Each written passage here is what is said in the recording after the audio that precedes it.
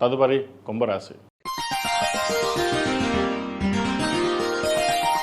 కుంభరాశి వారికి ఈ వారం చాలా అనుకూలంగానే ఉంది. వీరికి ఏలినాటి శని నడుస్తుంది.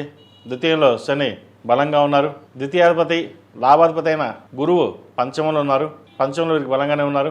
సప్తమాధిపతి అయిన రవి జన్మరాశిలో ఉన్నారు. శుక్రుడు బుధుడు రాహుతో కలిసి ఉద్యోగరీత్యా ట్రాన్స్ఫర్ కావచ్చు, లేదా నూతన ఉద్యోగ ప్రయత్నాలు కావచ్చు, కలిసి వస్తాయి.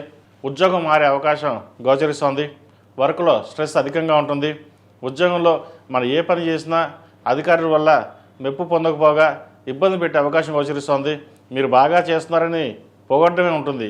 పొగడటం ఎందుకు? మీ చేత పని చేయించుకోవడం. మీరు అలాగే పని చేస్తుంటారు.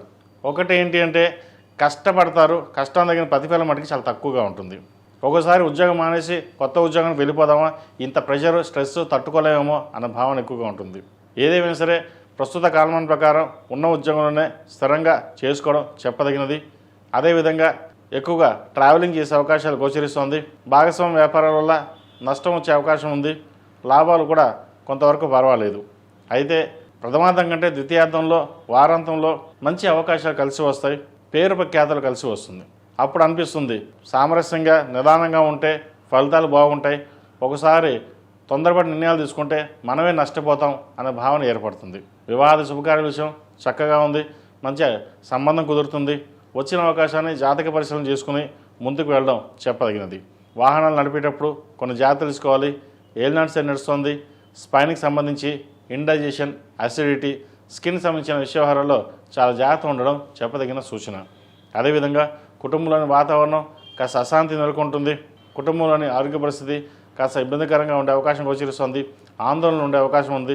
ఏదైనా సరే కుటుంబం వారితోటి క్షేమ సమాచారాలు తెలుసుకుంటూ చూస్తుండడం అనేది చెప్పదగిన సూచన. ఈ రాశిలో జన్మించిన విద్యార్థులకు మంచి విద్యా అవకాశాలు కలిసి వస్తాయి. ప్రభుత్వ పరంగా రావాల్సిన బెనిఫిట్స్ కావచ్చు, లేదా ప్రభుత్వ పరంగా ఉద్యోగం ప్రయత్నాలు చేస్తున్న వారికి దగ్గరగా వచ్చే అవకాశాలు లేకపోలేదు. చక్కగా ప్రయత్నాలు ప్రారంభించండి. సివిల్ సర్వీసెస్, గ్రూప్స్, పిహెచ్డీ చేస్తున్న వారికి అనుకూలంగా ఉంటుంది. రియల్ ఎస్టేట్ రంగాల వారికి చాలా అనుకూలంగా ఉంది. ద్వితీయంలో శని బలంగా ఉన్నారు. వీరికి ఈ వారం స్టీల్, కన్స్ట్రక్షన్ ఫీల్డ్ ఉన్న వారికి, రియల్ ఎస్టేట్ రంగంలో ఉన్న వారికి, మెటల్స్ ఈ రంగాల్లో ఉన్న వ్యాపారస్తులందరికీ చాలా అనుకూలంగా ఉంటుంది. ఫార్మా రంగం వారికి కాస్త ఇబ్బందికరంగా ఉంటుంది. శ్రమ అధికంగా ఉండే అవకాశం గోచరిస్తుంది.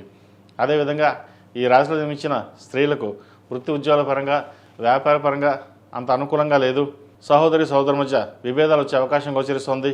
కష్టం తగిన ప్రతిఫలం చాలా తక్కువగానే ఉంటుంది వీరికి. అయితే ఏలినాటి శని నడుస్తుంది. శని ద్వితీయంలో ఉన్నారు. డబ్బు పరంగా ఎటువంటి లోటు ఉండదు. డబ్బు వస్తుంది, దాని తగ్గట్టుగా ఖర్చు ఉంటుంది. అయితే మంచి శుభకార్యాలకే ఖర్చు పెడతారు. చక్కగా అబ్బాయికి కానీ అమ్మాయికి కానీ వివాహ సంబంధం కుదిరింది, చక్కగా ఘనంగా నిర్వహించాలనే ఆలోచనతో ఎంత ఖర్చు అయినా పర్వాలేదు ముందుకు వెళ్ళాలనే ఆలోచనతో ముందుకు వెళ్తారు. అదేవిధంగా ఈ శుభ సమయంలో కూడా ఒక్కొక్కసారి ఆరోగ్యం పట్ల అశ్రద్ధ చేస్తారు. ఆరోగ్యం పట్ల జాగ్రత్త వహించడం చెప్పదగిన సూచన.